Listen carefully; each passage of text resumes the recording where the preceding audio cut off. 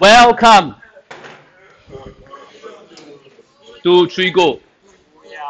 Listen, Trigo is a very huge part in E and A Max. It covers about 40% of the total syllabus in E Max and A Max. Meaning, if you are good in Trigo, You can pass. and you are good in Sec 4 differentiation integration, you basically can pass A Max paper. So I'll fail this year, next year I'll pass. Go and die.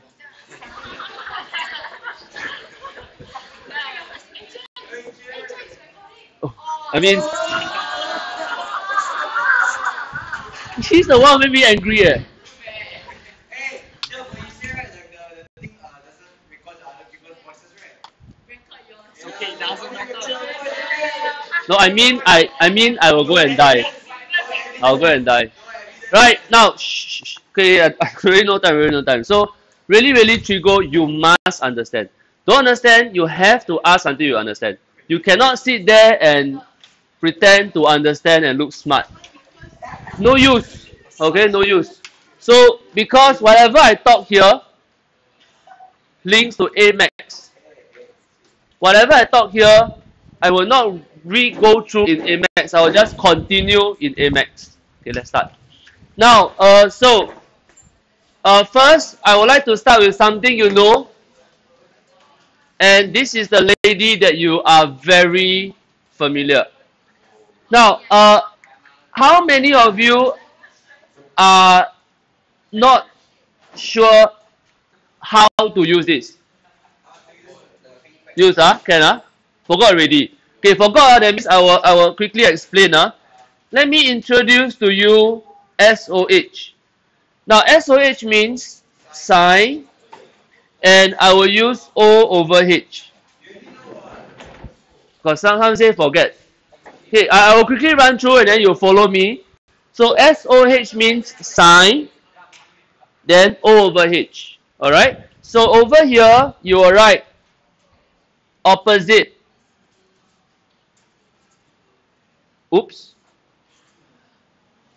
Over hypotenuse. Now, second one, C. The C here means cosine A over H.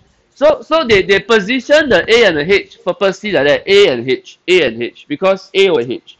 So over here, you will write adjacent and hypotenuse. Now, last one is the black color tangent. Now, this TOA means tangent O over A. So, this is my opposite. This is my adjacent. Okay? So, therefore, TOA CAH SOH. Right. Now, before I even talk about these three things, I will need to introduce a right angle triangle. Now, can I look at this right angle triangle? Can I look at this triangle? Hey, stop talking, Ken. If you understand, stop talking. If you don't, then start to listen. Now, look at this triangle. Okay, I'm going to go through thoroughly on this because opposite and adjacent will change. Do you know?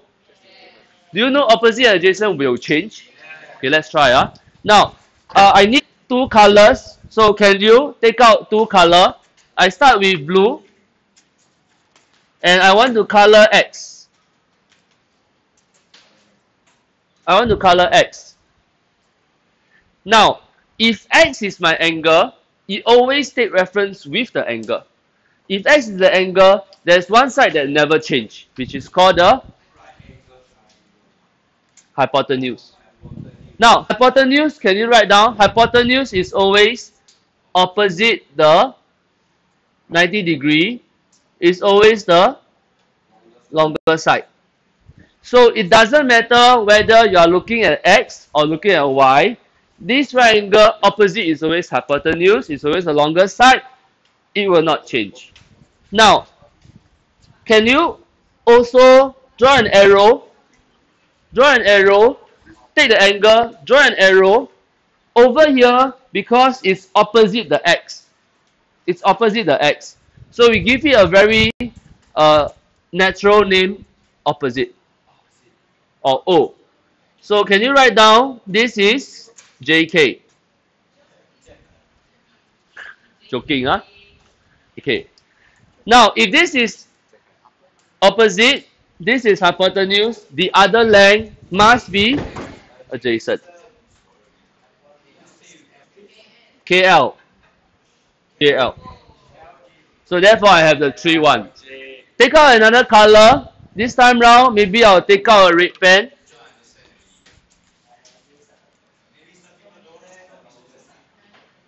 Now, same thing. If this is a red pen, hypotenuse will not change. This is JL. But because opposite means opposite the red angle. So this time round, KL will be opposite. And the other angle adjacent will be JK. Adjacent means adjacent with the right angle, adjacent, side by side. Both. I also can say this way, but I rather you take it as recognize opposite, recognize hypotenuse, the other one is adjacent. Adjacent is next to the thing. Adjacent is next to the right angle. Or you can take it as next to the angle also can, but quite difficult, Mingyuan, because this line also adjacent to this.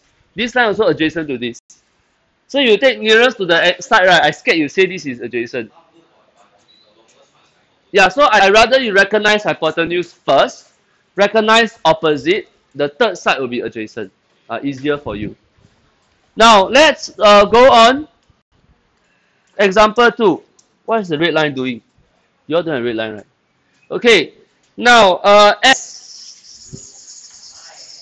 Can you find sine S? So, S, I'll use red. S is here. First thing to do is actually to label. Label the opposite. Label the hypotenuse. Label the adjacent. Is that okay? Okay. So therefore, sine S is O over H. So what do you write? Uh, 12 over 15. Cosine is A over H. What do you write?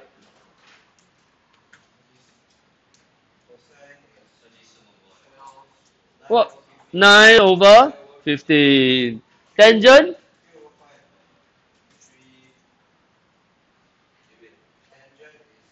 O over A, right? So it's 12 over 9. Now always remember you need to reduce to the lowest term.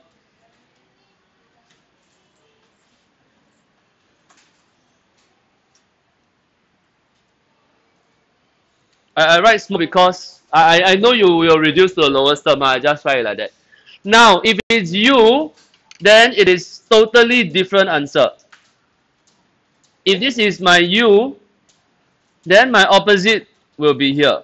My hypotenuse will be the same. My adjacent will be different.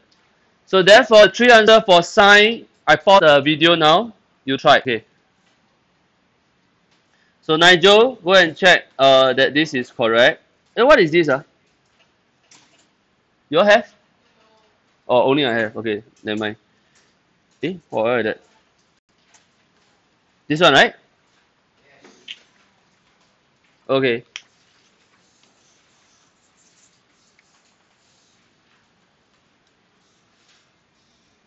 Okay, let me